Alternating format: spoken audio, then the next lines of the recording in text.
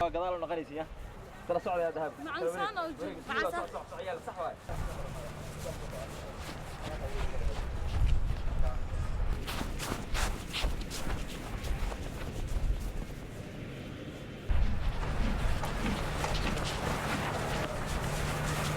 wadamo badan isku imaanaysa meesha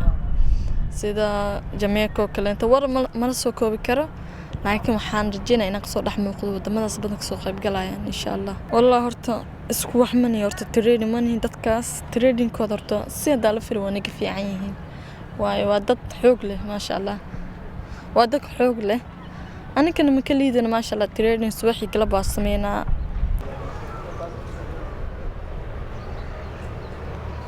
هذا الصورات وكاس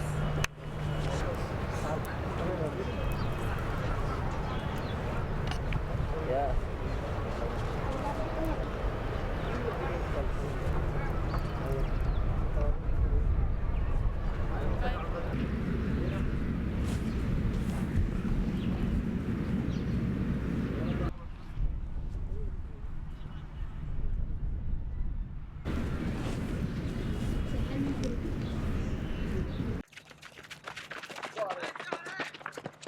horta maalinta kasii dambeysay waaga si fiican ugu bariyay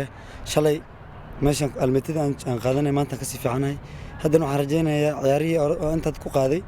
inaan saacad ka fiican hadda xagga la yimaado orod karto waa aad u adag yahay dad badan oo ka soo qayb galaya nin kastana hadafkiisa wataa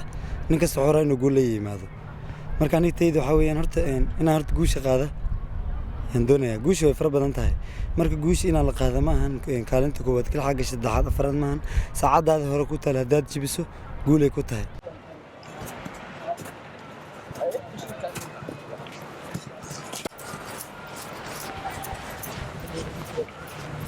marxadii ugu horeysay waxay toddobaatimiye aniga iga horeysay waxa la dhihi jiray ninka oryahanka ah wuxuu qaaday waxa la dhihi jiray waa ninka askari loo qoro sida mas ay qiimo lahaa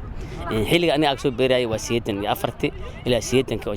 jaamac oo bilaabay Mareykanka waxa la dhihi jiray dadka aqoonta leh waxbarashada Mareykan ayaa u adeynaa saas ay ahaday dawlad magay burburtay Maxamed Siyaad Barre markii la soo qaado waxay ahaday 90kii waxa ka dambeeyay dawlad magay burburtay dadku waxay dhaheen waan ordayaan waan fakanayaa